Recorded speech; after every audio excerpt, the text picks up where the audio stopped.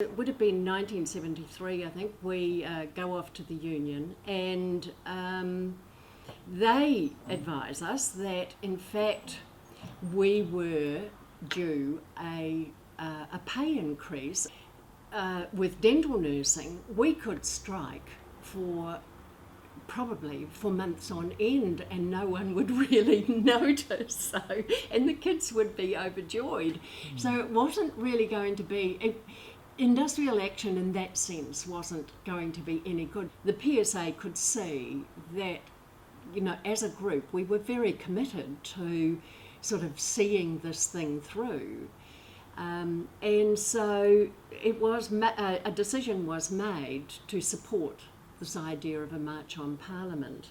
So we all got on these planes, and the people at Auckland Airport and at Wellington Airport just couldn't believe these plane loads of dental nurses in their red and white uniforms just flowing off the planes and into the airport, and then onto buses and onto the town hall.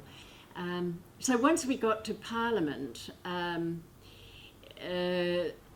there were a few words spoken. The delegation that was going to see Norm Kirk and Bob Tizard went off to do that, and the other dental nurses went to see if they were let loose in the beehive, and they went to see if they could track down their MPs and press our case.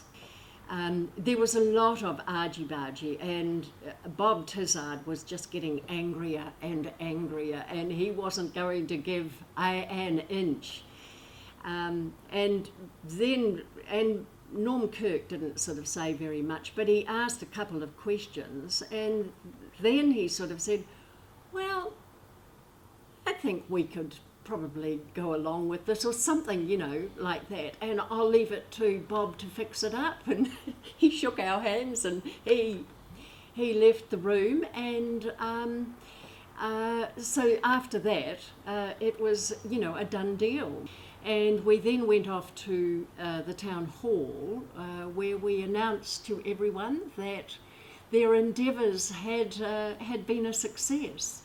But I think, like for most of us, we talked about how, how we were sort of seeing democracy working, and how we were using the machinery that was available to address the wrongs and getting the wrongs put right. Well, for me, I was really politicised out of that march. Annette King identifies that march as the point where she started to becoming political.